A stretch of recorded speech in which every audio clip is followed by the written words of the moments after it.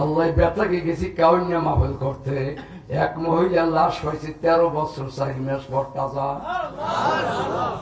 একেবারে তাজা, একেবারে তাজা। সুবহানাল্লাহ।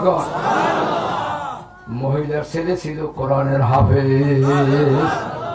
রাত্রে স্বপ্নে দেখে বাবা হাফেজ সাহেব পাশের গোরস্থানে আযাব হইতে আছে, পিঠে পিঠি হইতে আছে, আগুন জ্বলতে আছে, আমি ঘুমাইতে পারি না শান্তিতে, তুমি আমার এখান থেকে উঠাও।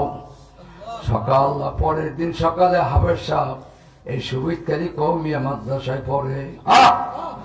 আল্লাহ হুজুরের সাথে লইয়া 20 জন ছাত্র নিয়া যে হুজুরে দাঁড়াই রয়েছে, বাবা সালাও, কবর সালাম শুরু করছে, আতর গোলাপের গ্রাম শুরু হয়ে গেছে।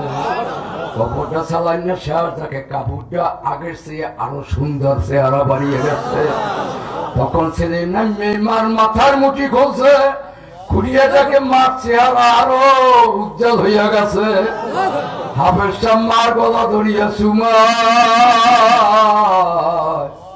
আর কান্দে। এই ঘটনা দেখে কত মেম্বার চেয়ারম্যান, হাজার হাজার মানুষ, হাজার হাজার এসপি এসে, ডিসি আসছে।